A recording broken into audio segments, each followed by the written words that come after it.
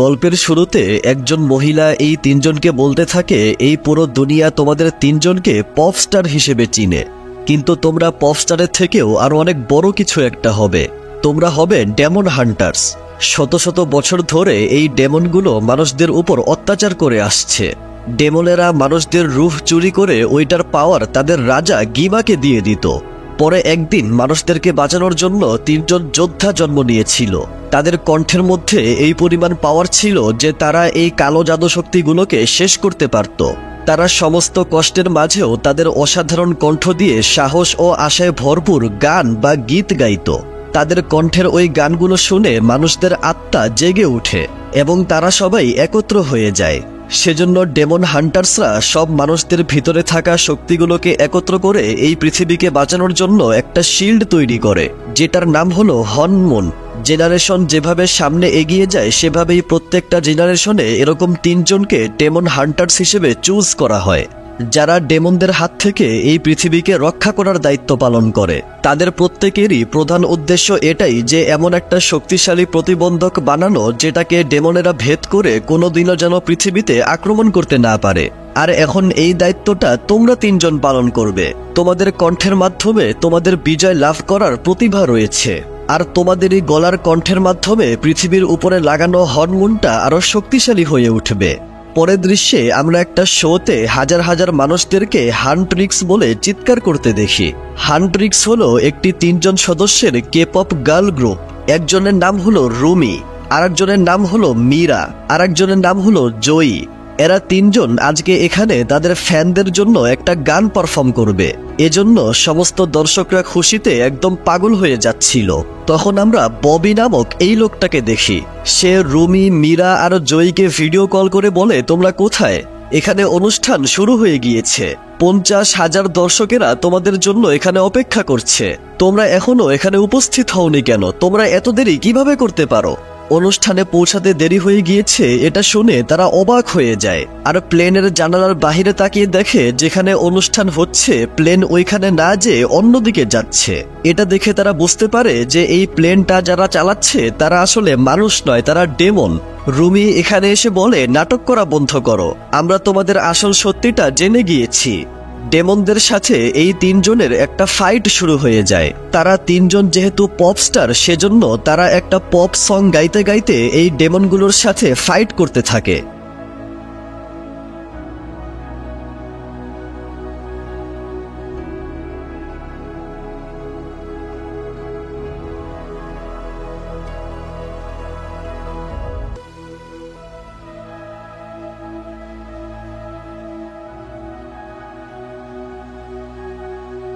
ফাইটের এক পর্যায়ে ডেমনরা এই প্লেনটাকে ভেঙে ফেলে এবং তারাও গান গাইতে গাইতে প্লেন থেকে লাফিয়ে পড়ে এবং সোজা অনুষ্ঠানের জায়গায় চলে আসে এবং দর্শকদের সামনে অসাধারণ একটা গান গাইতে থাকে।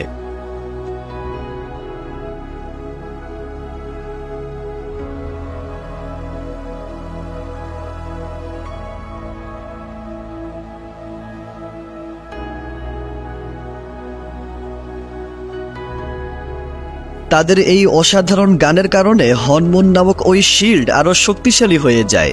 অন্যদিকে আমরা ডেমনসদেরকে দেখি। একটা ডেমন প্রচন্ড ভয়ে ভয়ে ডেমনদের রাজা গিমার কাছে আসে আর বলে, আমরা এইবারও ওই তিনজন ডেমন হান্টার্সকে ধরতে পারিনি, তারা আমাদের ধারণার থেকেও অনেক বেশি শক্তিশালী। তাদের রাজা গিমা বলে, প্রত্যেকটা বার আমি তোমাদের কাছ থেকে এরকম হতাশাজনক উত্তর শুনতে পাই। আমি বুঝতে পেরেছি তোমরা কেউই কোনো কাজের না।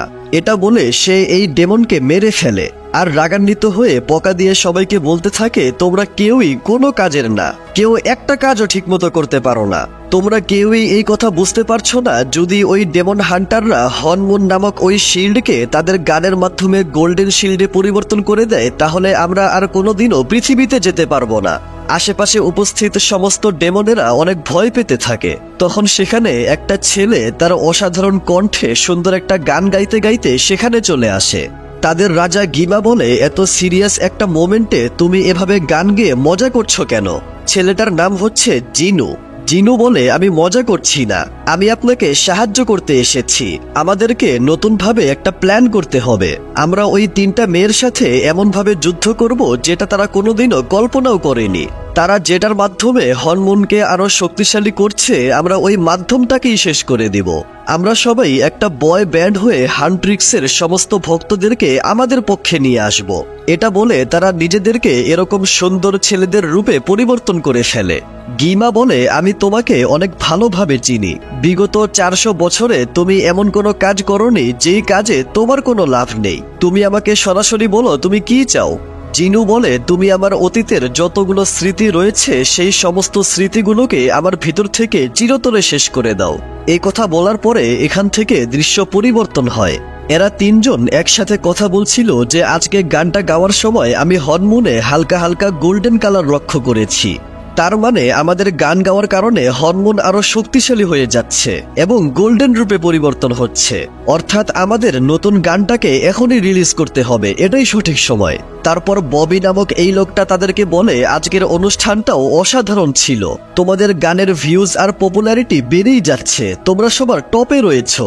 তারপর তারা 3জন বাড়িতে আসার পর রুমি তাদের নতুন গানটাকে সাথে সাথেই লঞ্চ করে দেয়।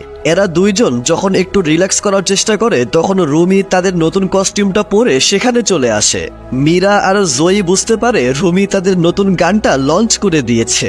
কিছুক্ষণ পর ববি এসে বলে, তোমাদের নতুন গানটা রিলিজ হওয়ার সঙ্গে সঙ্গেই একদম হিট হয়ে গিয়েছে। এটা শুনে তারা 3জন অনেক খুশি হয়ে যায়। গানের নাম হচ্ছে গোল্ডেন, আর গানটা শুনতে আসলেই সেই লাগে।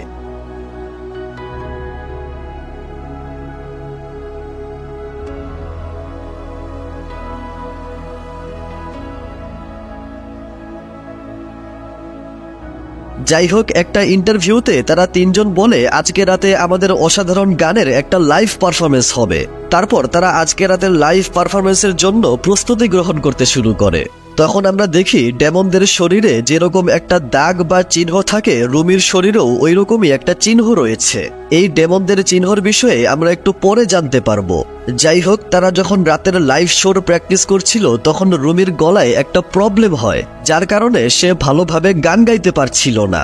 রুমি বলে, আমার একটু ব্রেকের প্রয়োজন। এটা বলে সে একটা রুমে এসে আয়নায় দেখতে পায় তার গলার কাছে ওই ডেমনের চিহ্নটা আরো একটু বড় হয়ে গিয়েছে, আর এটার জন্যই সে ভালোভাবে হয়তো গান গাইতে পারছে না।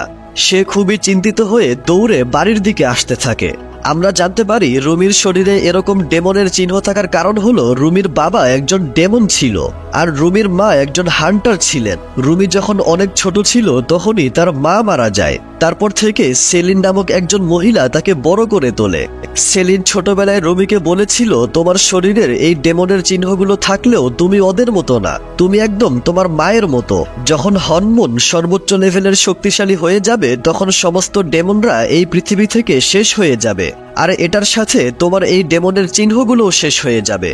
আর বর্তমানে রুমি তার শরীরের এই ডেমনের চিহ্নগুলো অনেক বছর ধরেই তার বন্ধুদের কাছ থেকে লুকিয়ে রেখেছে, আর এটা যেন কেউ না জানতে পারে সেজন্য সে তার বান্ধবীদের সাথে বাথ হাউসেও যেতে চায় না। রুমি বুঝতে পারে যতদিন না তার শরীরের এই চিহ্নগুলো চলে যাচ্ছে ততদিন পর্যন্ত কিছুই ঠিক হবে না। রুমি এই চিহ্নর জন্য বাড়ির ছাদে এসে কান্না করতে থাকে আর বলে, এই চিহ্নর জন্য যদি আমার কণ্ঠে কোনো সমস্যা হয় তাহলে আমি এই পৃথিবীকে কিভাবে বাঁচাবো?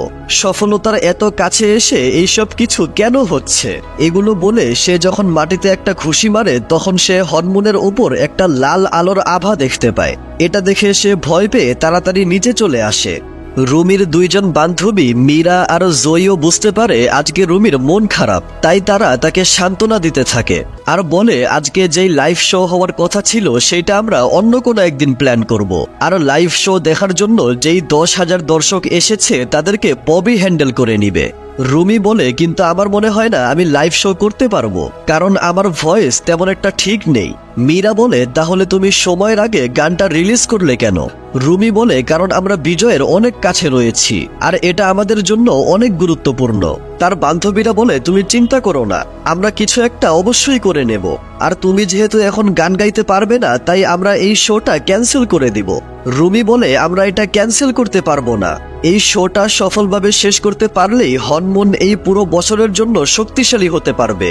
জয়ী বলে, তুমি চিন্তা করো না, আমরা যেহেতু সবাই একসাথে আছি তাই কোনো সমস্যাই আমাদের কিচ্ছু করতে পারবে না, আমরা অবশ্যই জিততে পারবো। পরের দিন সকালে তারা রুমির গলার সমস্যার সমাধান করার জন্য একজন ডাক্তারের কাছে আসে।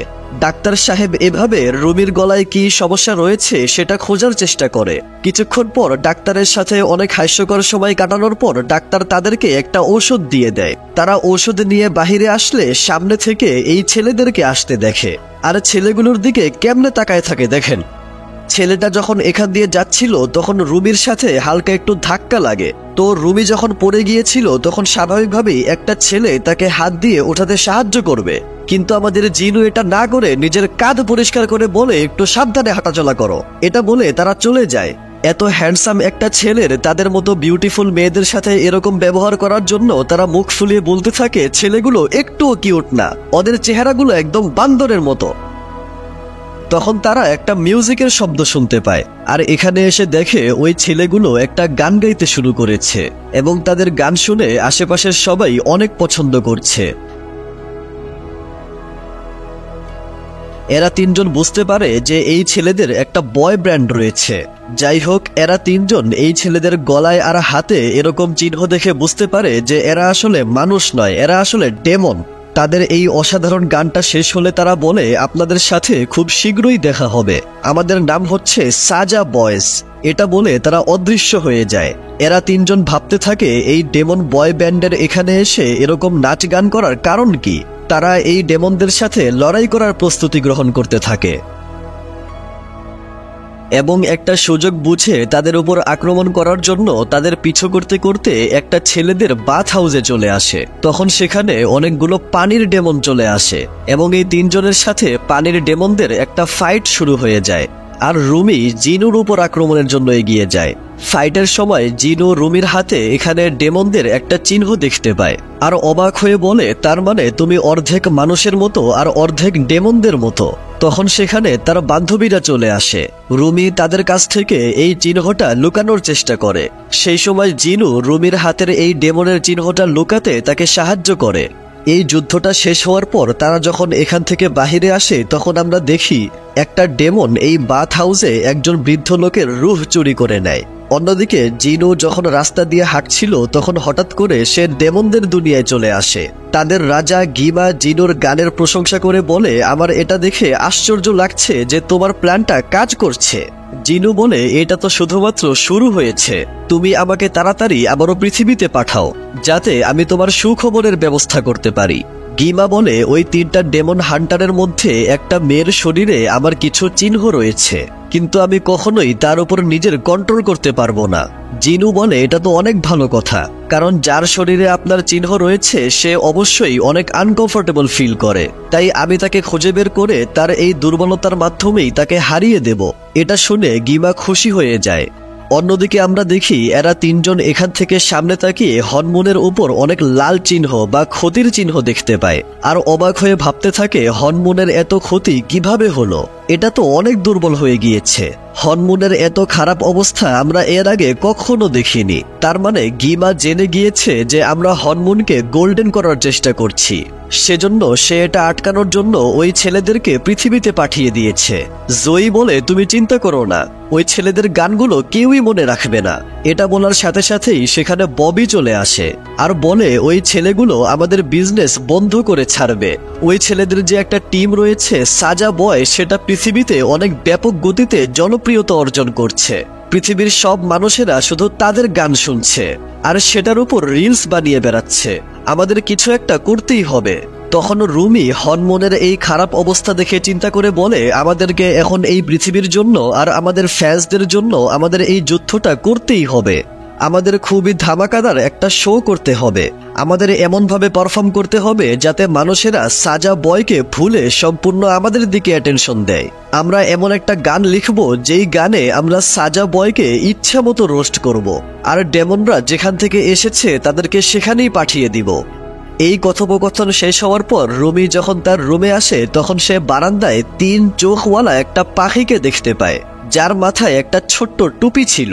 সে পাখিকে দেখার জন্য বারান্দায় আসলে এখানে একটা টাইগারকে দেখতে পায়। টাইগারটা তার মুখের ভিতর থেকে একটা চিঠি বের করে। ওই চিঠিটা জিনু পাঠিয়েছে আর লিখেছে, আমি তোমার সাথে দেখা করতে চাই। এটা পড়ে রুমি প্রথমে দেখা করতে রাজি হয় না, কিন্তু পরে সে রাজি হয়ে যায় আর ওই টাইগারকে ফলো করতে করতে এখানে চলে আসে।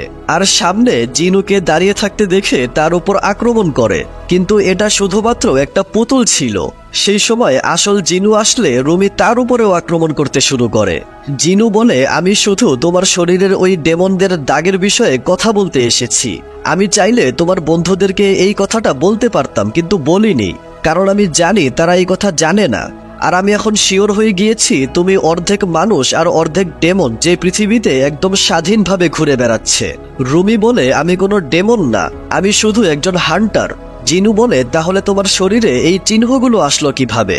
রুমি বলে, এটা তোমার জানার কোনো প্রয়োজন নেই। জিনু বলে, আমি তোমার এই বিষয়টা বুঝতে পারছি। রুমি বলে, তুমি একটা ডেমন, তুমি কোনো কিছু অনুভব করতে পারো না। জিনু বলে, তোমাকে এই কথা কে বলেছে? আমরা সবকিছুই অনুভব করতে পারি, আমাদেরও ভালো লাগা খারাপ লাগা সবকিছুই রয়েছে। সেজন্যই তো গিমা আমাদেরকে এখনো কন্ট্রোল করে রেখেছে। তোমার শরীরে এরকম ডেমনদের চিহ্ন থাকা সত্ত্বেও গিমা তোমাকে এখনো কন্ট্রোল করতে পারেনি, এটা তোমার সৌভাগ্য। আজ থেকে 400 বছর আগে আমি ও আমার পরিবার অনেক কষ্টে জীবনযাপন করতাম। আমার কাছে শুধু ছোট্ট একটা গিটারের মতো কিছু একটা ছিল। আমি ওইটার সাহায্যে রাস্তায় গান গাইতাম, কিন্তু এতে আমার তেমন কোনো ইনকাম হতো না। আমাদের বাড়িতে খাবার ছিল না, আমরা ক্ষুধার্ত ছিলাম। আর তখনই আমার ভিতর থেকে আমি একটা কণ্ঠ শুনেছিলাম। ওই কণ্ঠটা গিমার ছিল। সে আমাকে বলেছিল সে আমাকে এই কঠিন সময় পার করতে সাহায্য করবে। আর হঠাৎ করেই এক রাতের মধ্যে আমার সম্পূর্ণ জীবন পরিবর্তন হয়ে যায়। দেশের রাজাও আমার গান শুনতে অনেক পছন্দ করে এবং আমি আমার পরিবারের সাথে রাজপ্রাসাদে থাকতে শুরু করি। আমরা পরিষ্কার কাপড় ও মানসম্মত খাবার সবকিছুই পেয়েছিলাম, কিন্তু আমার শরীরে হঠাৎ করেই এই চিহ্নগুলো চলে এসেছিল। ধীরে ধীরে এই চিহ্নগুলো বাড়তে থাকে আর একদিন আমাকে সম্পূর্ণরূপে কন্ট্রোল করে নেয়। আমাকে ডেমনদের দুনিয়ায় পাঠিয়ে দেওয়া হয় আর গিমা আমাকে সারা জীবনের জন্য তার গোলাম বানিয়ে নেয়।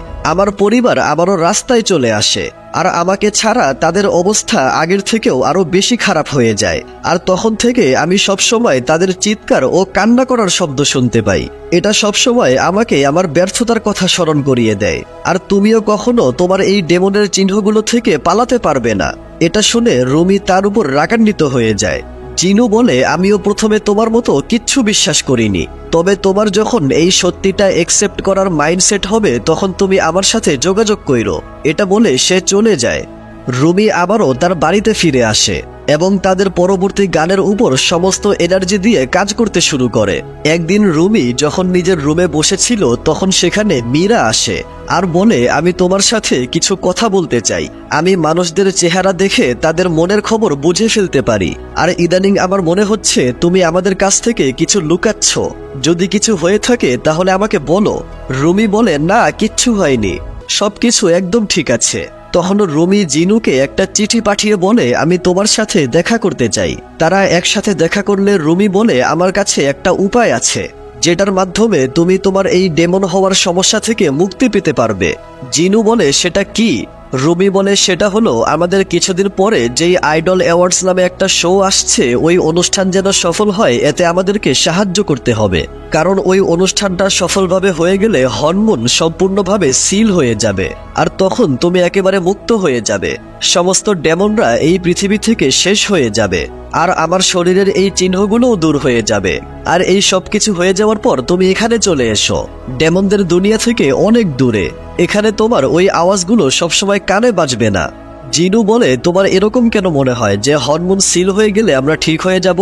রুমি বলে, কারণ আমার শরীরে এই ডেমনের চিহ্নগুলো একটা ভুলের কারণে হয়েছে যখন আমার জন্ম হয়েছিল। তাই আমাকে এটা বিশ্বাস করতে হবে যে যদি এত কিছু করার পরেও তুমি মুক্ত হতে না পারো তাহলে আমিও মুক্ত হতে পারবো না। জিনু এই কথাগুলোর তেমন কোনো গুরুত্ব দিচ্ছিল না। তাই রুমি যখন চলে যাচ্ছিল তখন হঠাৎ করে জিনু তার হাত ধরে ফেলে, আর এটার কারণে তারা দুইজনই অনেক লজ্জায় পড়ে যায়। কিছুক্ষণ পর তারা সেখান থেকে চলে যায়। রুমি তার মোবাইলে দেখতে পায় তাদের ভক্তরা তাদের গোল্ডেন সংটা লাইভে শোনার জন্য অনেক ডিমান্ড করছিল। তারপর যখন তারা আগামীকালকের অনুষ্ঠানের জন্য প্র্যাকটিস করছিল তখন রুমি বলে, আমার এই গানের লিরিক্স তেমন একটা ভালো মনে হচ্ছে না, মানে আমরা ডেমনদেরকে রোস্ট করতে গিয়ে গানটাকে অনেক খারাপভাবে লিখে ফেলেছি। মীরা বলে, কিন্তু এখন আমরা চাইলেও নতুন একটা গান লিখতে পারবো না, আমাদের কাছে একদমই সময় নেই, আইডল অ্যাওয়ার্ডসের শোটা আগামীকালকেই হবে। রুমি বলে, তাহলে আমার মনে হয় না আমি কালকে গান গাইতে পারবো। তখন সেখানে ববি এসে তাদের সাথে কথা বলতে থাকে। তখন তারা অনুভব করে আশেপাশে কোথাও ডেমনদের আক্রমণ হয়েছে। তারা দ্রুত একটা ট্রেনের উপরে চলে আসে আর ডেমনদের সাথে ফাইট করতে শুরু করে। ফাইট করতে করতেই মীরা তাকে জিজ্ঞাসা করে, তুমি কি বলবে তোমার কি হয়েছে? তুমি আমাদের থেকে কিছু একটা অবশ্যই লুকাচ্ছ, কি হয়েছে বলো আমাদেরকে।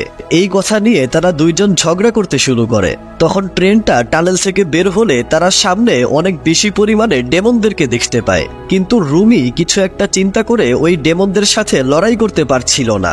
কিছুক্ষণ পর তারা ট্রেনের ভিতরে এসে দেখতে পায় ওই ডেমনরা সব যাত্রীদের রুহকে চুরি করে নিয়েছে।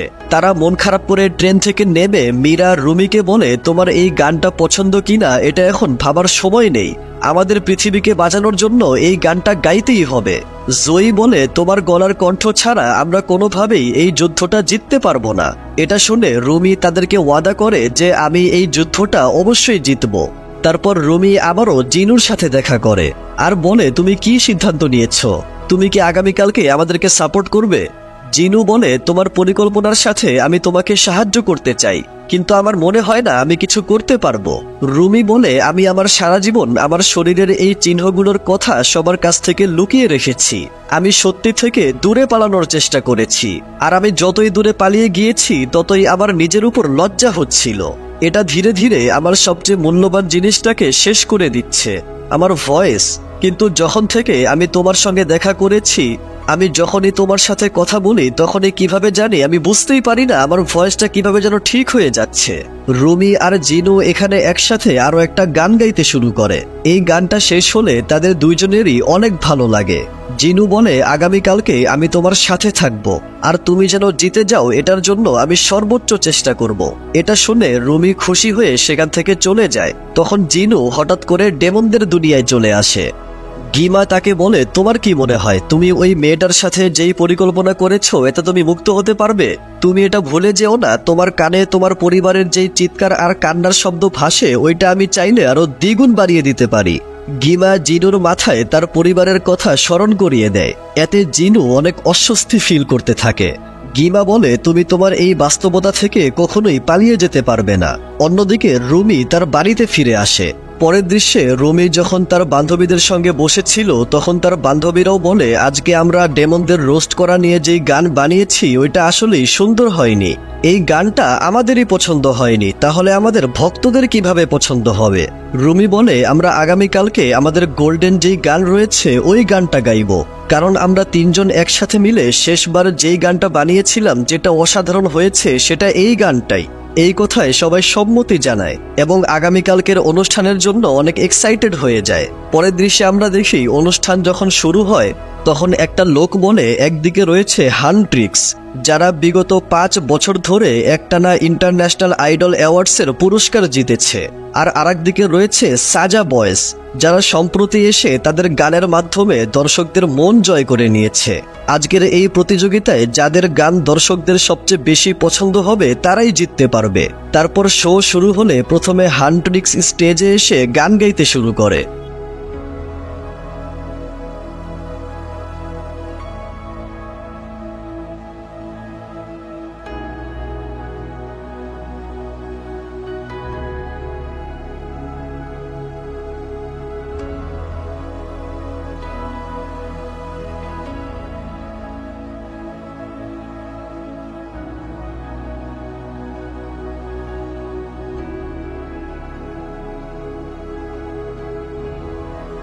কিছুক্ষণ পর এরা দুইজন যখন 20 সেকেন্ডের একটা ব্রেক নেওয়ার জন্য স্টেজের এই পাশে আসে তখন দেখতে পায় দুইটা ডেমন ববিকে ধরে কোথাও নিয়ে যাচ্ছে।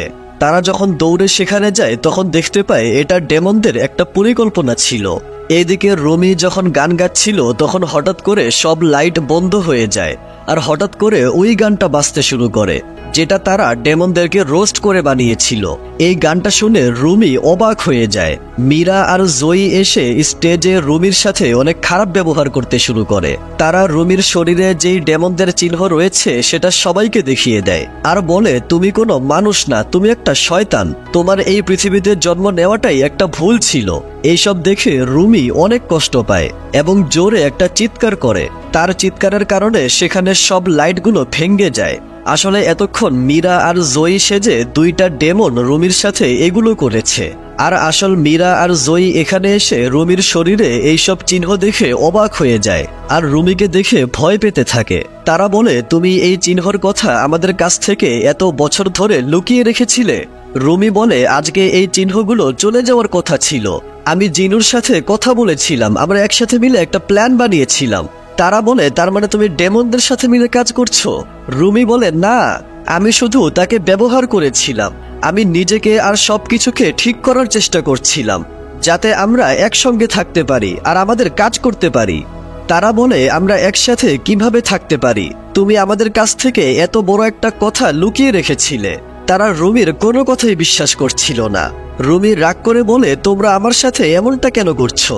রুমির রাগ করার কারণে তারা হরমোনের উপরে একটা লাল দাগ দেখতে পায় আর এভাবে রুমির দিকে অস্ত্র তাক করে ধরে। এটা দেখে রুমি কান্না করতে করতে সেখান থেকে চলে যায় আর দৌড়ে জিনুর কাছে এসে বলে, তুমি আমার সাথে এমনটা কিভাবে করতে পারলে? জিনু বলে, আমি তোমাকে এখন পর্যন্ত যা কিছু বলেছি সবকিছু মিথ্যা বলেছি। আমি আমার পরিবারকে নিজেই ছেড়ে দিয়েছিলাম শুধুমাত্র টাকার জন্য। আমি আমার মা বোনকে ছেড়ে নিজে ভালো থাকার জন্য গিমার সাথে একটা চুক্তি করেছিলাম। রুমি বলে, না, তুমি একজন ভালো মানুষ ছিলে, তারপর গিমা তোমাকে দিয়ে এগুলো করিয়েছে। গিমা তোমার মাইন্ডকে কন্ট্রোল করছে, তোমার নিজের সাথে যুদ্ধ করতে হবে। জিনু চিৎকার করে বলে, সব সত্যি, আমি ইচ্ছে করে এগুলো করেছিলাম আর এখন কোনো কিছুই পরিবর্তন করা সম্ভব না। রুমি বলে, এখনো কিচ্ছু হয়নি, সবকিছু ঠিক করা সম্ভব। জিনু বলে, তুমি নিজেকে দেখো, তুমি কি নিজেকে ঠিক করতে পেরেছো? তুমিও আমার মতোই একটা ডিমন। আমাদেরকে এভাবেই দুঃখ কষ্টের সাথে দিন কাটাতে হবে, আর সেটাও সারা জীবনের জন্য। এগুলো বলে জিনু অদৃশ্য হয়ে যায়। এগুলো শুনে রুমি অনেক হতাশ হয়ে যায়। ওইদিকে দেখা যায় টিভিতে বলছিল আজকে হান্ট্রিক্স পুরো দুনিয়ার সামনে তাদের ব্যান্ডটাকে ভেঙে ফেলেছে, সেজন্য ইন্টারন্যাশনাল আইডল অ্যাওয়ার্ডস এবার সাজা বয়ে জিতেছে। মীরা আর জয়ী দেখতে পায় ওই অনুষ্ঠানটা সফল না হওয়ার কারণে হরমোন ধীরে ধীরে ভেঙে যেতে শুরু করেছে। ওইদিকে ববি তার মোবাইলে দেখতে পায় তাদের হান্ট্রিক্সের ফ্যান ফলোয়ার ধীরে ধীরে কমতে কমতে সবার লাস্টে চলে এসেছে। তখন ববি একটা অদ্ভুত শব্দ শুনতে পায়। ভয়েসটা বলে, তুমি ওদেরকে একসঙ্গে জুড়ে রাখতে পারোনি, এখন তুমি সম্পূর্ণ একা হয়ে গিয়েছো। তুমি একা একা কি করবে? আমাদের কাছে চলে আসো। এই কথা শোনার পর মনে হচ্ছে ববি কেমন জানি সম্মোহিত হয়ে গিয়েছে। তখন টিভিতে সাজা বয়েস চলে আসে। জিনু বলতে থাকে, আজকে হান্ট্রিক্সকে ভেঙে যেতে দেখে সবার মনটাও ভেঙে গিয়েছে, তাই আপনাদের মন ভালো করার জন্য আমরা আজকে রাতে নামসান নামক টাওয়ারে আমাদের একটা লাইভ শো রেখেছি। আপনাদের সাথে খুব শীঘ্রই দেখা হচ্ছে। দেখা যায় সব মানুষেরা একদম পুতুলের মতো করে হাঁটতে হাঁটতে জিনু এইমাত্র যেই টাওয়ারের কথা বলল ওই টাওয়ারের দিকে এগিয়ে যাচ্ছে। এমনকি মীরা আর জয়ীকেও দেখে মনে হচ্ছে তারাও সম্মোহিত হয়ে গিয়েছে। অন্যদিকে রুমি সেলিন নামক ওই মহিলার কাছে আসে যে রুমিকে একজন মায়ের মতো করে বড় করেছে। রুমি বলে, আমি মনে করেছিলাম আমি সব ঠিক করতে পারবো, কিন্তু আজকে আমি হেরে গিয়েছি, আমার দ্বারা কিচ্ছু করা সম্ভব না। আপনি জানতেন যে আমার জন্ম হওয়াটাই একটা বড় ভুল ছিল, তাহলে আমাকে ছোটবেলাতেই মেরে ফেলেননি কেন? রুমি তলোয়ার ধরে বলে, আপনার অনেক আগে যেই কাজটা করা ছিল এটা এখনই করে দিন। আমি যেটা বানাতে এসেছিলাম এটা ধ্বংস করার আগেই আমাকে শেষ করে দিন। সেলিন বলে, আমি এটা করতে পারবো না। তোমার মা যখন মারা গিয়েছিল তখন আমি ওনাকে ওয়াদা করেছিলাম যে আমি তোমার সবকিছুর খেয়াল রাখবো। সবাই সবসময় আমার মাথায় শুধু একটাই কথা ঢোকানোর চেষ্টা করেছিল যে তোমার জন্ম হওয়াটা আসলেই একটা ভুল, কিন্তু আমি ওই সব কথা আমার মাথা থেকে বের করে দিয়েছি আর তোমাকে গ্রহণ করেছি। আমি তোমাকে অনেক ভালো একটা জীবন দিতে চেয়েছিলাম, আর এটা দেওয়ার জন্য আমি তোমাকে সাহায্য করেছি। রুমি বলে, কিন্তু আপনি সারা জীবন আমাকে দুনিয়ার কাছ থেকে লুকিয়ে থাকতে বলেছেন। সেলিন বলে, ওইটা শুধুমাত্র তোমার শরীরের এই চিহ্নগুলো দূর হওয়া পর্যন্ত। এখনো আমরা তোমার শরীরের সব চিহ্নগুলো দূর করে সব ঠিক করতে পারবো। আমি মীরা আর জয়কে বুঝিয়ে দিব যে ওই সব কিছু একটা মিথ্যা ছিল। গিমা তোমাদেরকে আলাদা করার জন্য এগুলো করেছে। রুমি বলে, আমি আর লুকিয়ে থাকতে চাই না, আর সবার কাছে মিথ্যা কথাও বলতে চাই না। সেলিন বলে, এরকম না, এখনো সব ঠিক করা সম্ভব। রুমি বলে, আপনি কেন বুঝতে পারছেন না? এই চিহ্নগুলোই আমার বাস্তবতা। আমি যত যাই করি এই বাস্তবতা থেকে পালিয়ে যেতে পারবো না। এগুলো বলে রুমি সেখান থেকে চলে যায়। অন্যদিকে সব মানুষেরা যখন এখানে চলে আসে তখন সাজা বয়েজ স্টেজে এসে একটা গান গাইতে শুরু করে। সব মানুষেরা তাদের গান শুনে তাদের প্রতি আরো আকৃষ্ট হতে থাকে।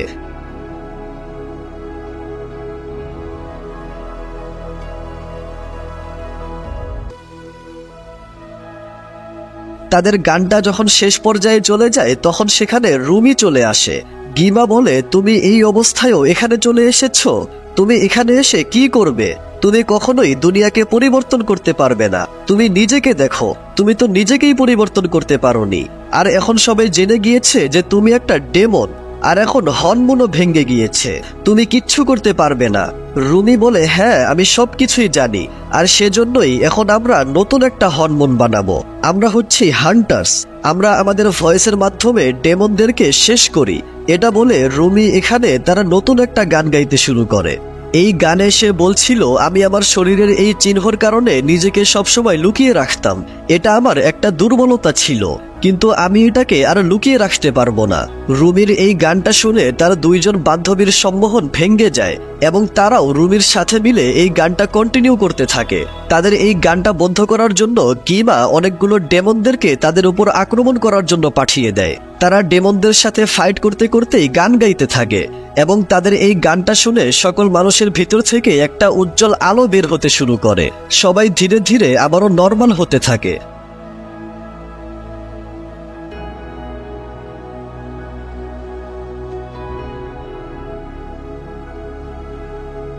কিছুক্ষণ পার হওয়ার পর গিমা তাদের এই গানটা শুনে অনেক বিরক্ত হয়ে যায় আর বলে, তোমাদের এই ভয়েস আমাকে কোনোদিনও হারাতে পারবে না। এটা বলে সে এভাবে রুমির উপর আক্রমণ করে। রুমির তলোয়ার এই আক্রমণটা সহ্য করতে পারছিল না। এটা দেখে জিনু তাকে বাঁচানোর জন্য ওই আক্রমণের সামনে চলে আসে। জিনু রুমিকে বলে, আমার সমস্ত ভুলের জন্য আমাকে ক্ষমা করে দিও। জিনু ধীরে ধীরে অদৃশ্য হতে শুরু করে। রুমি কান্না করতে করতে বলে, তুমি আমাকে এভাবে ছেড়ে যেতে পারো না, আমি তোমাকে মুক্ত করতে চেয়েছিলাম। জিনু বলে, তুমি আমাকে মুক্ত করে দিয়েছ। এটা বলে জিনু চিরকালের জন্য শেষ হয়ে যায় এবং জিনুর রুহের পাওয়ার রুমির হাতে আসলে তার তলোয়ার আরো পাওয়ারফুল হয়ে যায়। তখন সমস্ত দর্শকরা রুমির বানানো গান গাইতে শুরু করে এবং তাদের প্রত্যেকের রুহের পাওয়ার তাদের কাছে চলে আসে। তারা গান গাইতে গাইতে এই গানের পাওয়ার দিয়ে গিমাকে শেষ করে দেয় আর পৃথিবীর উপরে আরো একটা হরমোন তৈরি করে দেয়। সবকিছু একদম ঠিক হয়ে যায়।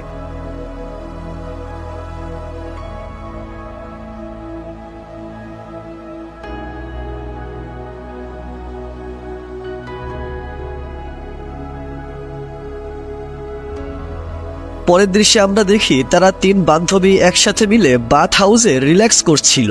তারপর তারা একসাথে বের হয়ে যখন রাস্তা দিয়ে হাঁটছিল তখন সামনে তাদের মতোই তিনজন বান্ধবীকে দেখতে পায় এবং তাদের কাছে এসে এমনি নর্মালি কথা বলতে শুরু করে। তারপর আমরা এখানে জিনুর পোষা টাইগার আর ওই পাখিটাকে দেখতে পাই। আর এটার সাথে সাথে এই গল্পটা এখানেই শেষ হয়।